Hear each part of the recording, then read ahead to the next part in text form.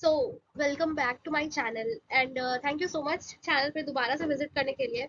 मैं इस वीडियो में आप लोगों को आज एम.एच. अब्राम्स की literary terms letter A series part 2, ठीक है, इसका मैं आज क्वेश्चंस कराने वाली हूँ।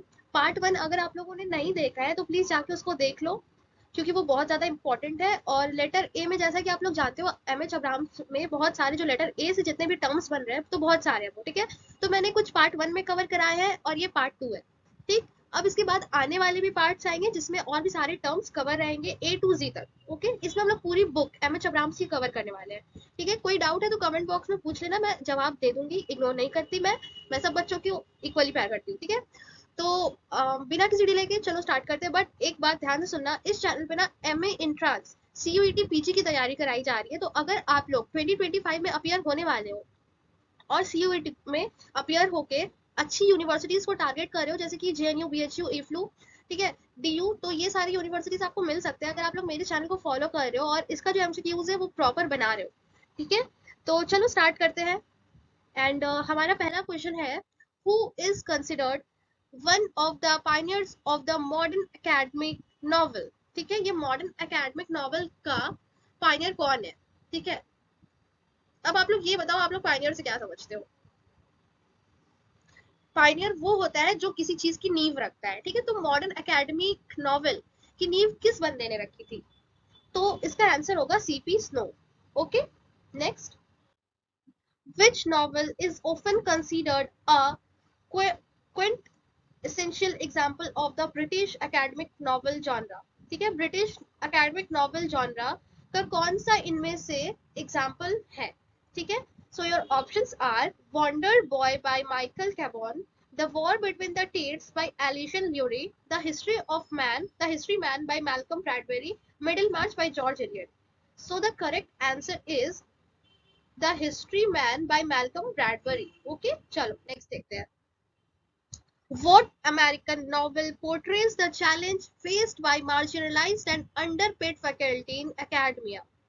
So, इसके options है White Noise by Don DeLillo, The Human Stain by Philip Roth, Straight Man by Richard Russo, Unlucky Jim, The Rise of the Adjunct Novel by Jeffrey J. Williams. So the answer is Unlucky Jim, ठीक है। चलो next, which novel reimagines the universe as a university through an elaborate allegory, ठीक है। So your options are Pale Fire by Vladimir Nabokov, Brideshead Revisited by Evelyn Waugh, Gaudy Night by Dorothy L. Sayers, Gil's Goat by Boy by John Barth, okay। So इसमें से जो आपका correct answer होगा वो होगा gills Goat, ठीक है। Giles Goat Boy by John Barth, ठीक है। चलो next, what is the purpose of dividing a play into acts? तो बताओ बच्चों, प्यारे बच्चों, ये बताओ कि डिवाइडिंग जो होता है प्लेज में एक्ट्स में करके वो क्यों होता है? So your options are to introduce characters, to provide background information, to structure the action, to establish the setting. So your correct answer will be to structure the action, okay. How did Elizabethan dramatists influence the division of acts in plays? ठीक है, तो इसका correct answer क्या होगा? The structured plays into 5 acts, ठीक है। देखो बच्चा, ये ना, ये जितने भी एमसीक्यूज है ना, सब मैंने एम.एच. अब्राम्स को रीड करके फिर बनाए हैं, ठीक है। तो ये एमसीक्यूज बहुत इंपॉर्टेंट हो जाते हैं, ठीक है। तो अगर आप लोग लाइन बाय लाइन, क्या होता है ना, बहुत सारे बच्चे लाइन बाय लाइन एमसीक्यूज को नहीं पढ़, sorry, line by line M H. Abrams को नहीं पढ़ पाते क्योंकि उसकी जो लैंग्वेज है वो थोड़ी सी टफ है एंड वो थोड़ी सी बोरिंग भी है। इसीलिए ये उन बच्चों के लिए एक एजुकेशन पिल समझ लो या कैप्सूल समझ लो, ये वो है, ठीक है। मेरी ये सारी वीडियोस आप लोगों के लिए कैप्सूल की तरह काम करेगी। अगर आप लोगों ने ये पूरी सीरीज को देख डाला तो सिर्फ देखना ही नहीं है, इसको कॉपी में ना नोट भी कर लिया करो, क्योंकि उससे क्या होगा ना कि आप लोग को बार बार फोन नहीं यूज करना पड़ेगा या फिर अपना लैपटॉप नहीं यूज करना पड़ेगा सेम वीडियो को दोबारा देखने के लिए। आप लोग क्या करोगे, आप लोगों ने कॉपी में लिख लिया था, उसको पढ़ लिया, ठीक है, याद कर लिया, अब आप दोबारा से आओ वीडियो में, ठीक। अब मेरे आंसर बताने से पहले आप आंसर टिक कर दो अपने कॉपी में और मार्क करो कि आपको कितना याद है, ठीक है। तो इससे क्या होगा, आप लोग की जो रीडिंग या फिर रिवीजन वाली जो कैपेसिटी है वो बढ़ेगी और आप लोग याद ज्यादा कर पाओगे। ये एक छोटी सी टिप थी, तो अगर आप लोग इसको फॉलो करना चाहते हो तो कर लो, ठीक है, आप लोगों का ही काम आएगा। अब हम लोग नेक्स्ट देखते हैं। In modern plays, what typically constitutes a scene? A change of place, a change in character, a change in costume, a unit of action with no change of place or time continuity. So the answer is number D. Okay, चलो बच्चा next जाते हैं अभी हम लोग.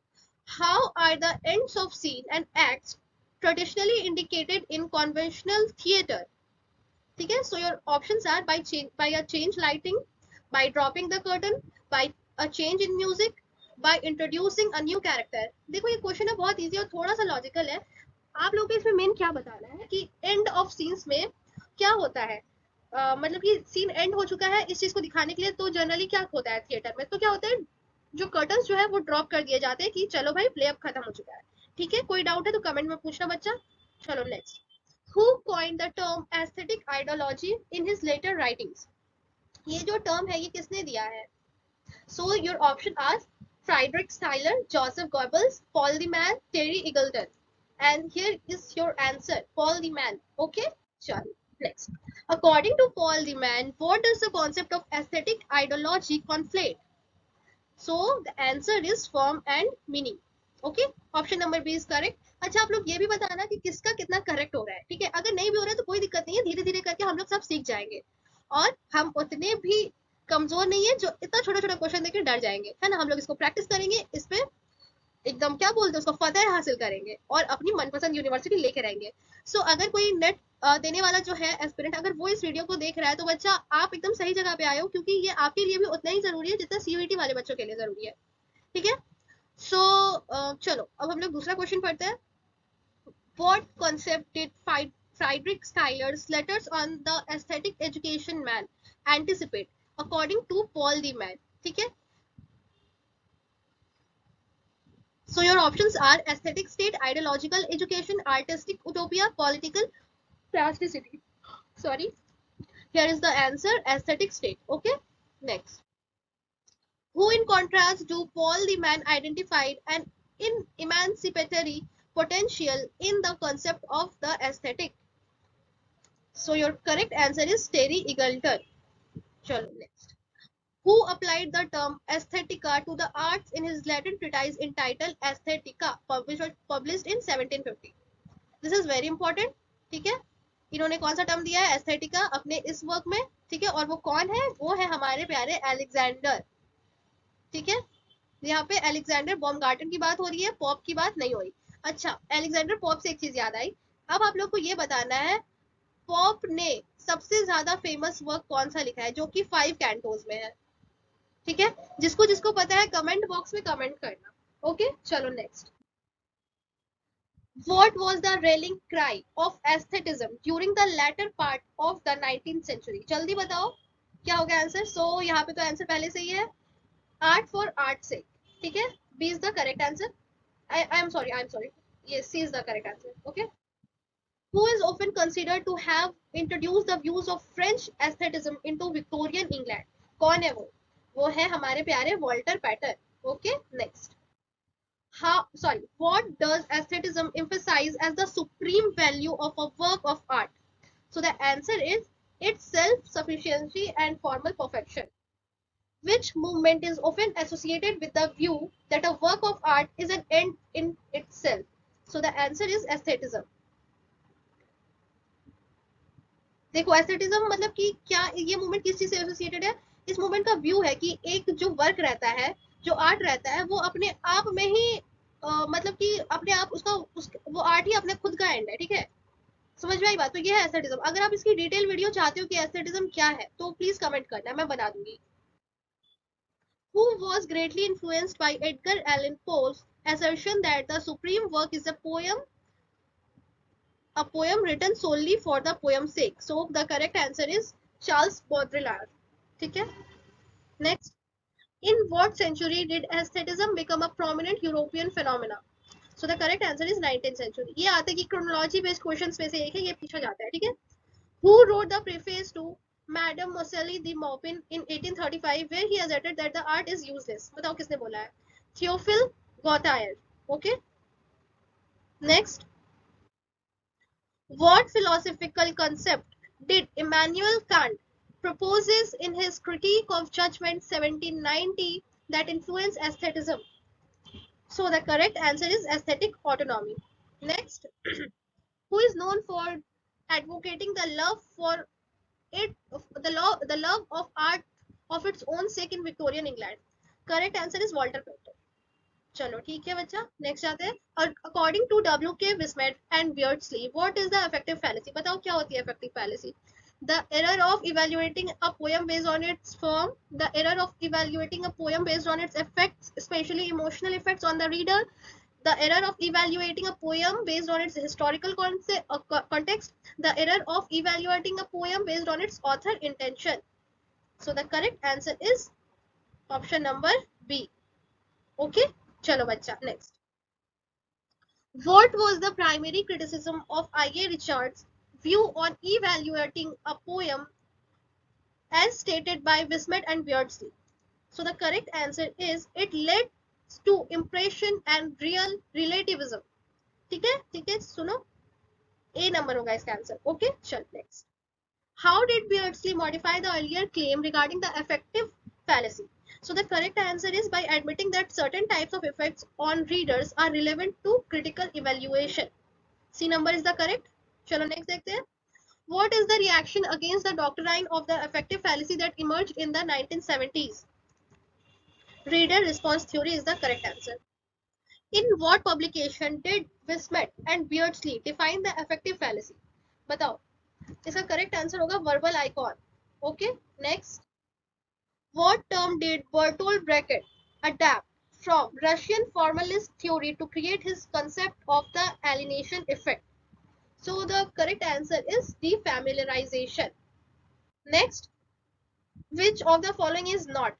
बच्चा सुनो, देखो एक बात समझो, क्वेश्चंस ना नेट में या फिर कहीं भी पूछे जाते हैं तो क्या करते हैं हमारे प्यारे भोले से बच्चे सब, नॉट को इग्नोर कर देते हैं, पूरी तरह से इसको इग्नोर कर देंगे। ठीक है, अब बाकी का आंसर पढ़ लिया और लगा दिया टिक। ठीक है, पर यहाँ पे आप लोग को नॉट पढ़ना है बच्चों। ठीक है, इसको स्किप मत करना है, क्वेश्चन को 2 बार कम से कम ध्यान से पढ़ना, देन आंसर करना। ठीक है, चलो इसका जो करेक्ट आंसर होगा वो होगा इमोशनल इफेक्ट, क्योंकि इसका कोई काम नहीं है। ठीक है, चलिए नेक्स्ट देखते हैं हम लोग। बताओ, what was Bertolt Brecht's aim in employing the alienation effect in his theatre? क्या एम था उनका? To encourage emotional identification with characters, to create a sense of familiarity with social reality, to prevent the emotional involvement of the audience, to promote acceptance of societal norms. So the answer is option number C. ठीक है बच्चा, चलो next देखते हैं। According to Beckett, what does the alienation effect aim to evoke in spectators? So the correct answer is B. Okay, critical distance and attitude. Which term is closest to Beckett's notion of the alienation effect, avoiding negative connotations associated with alienations? So the correct answer is defamiliarization effect.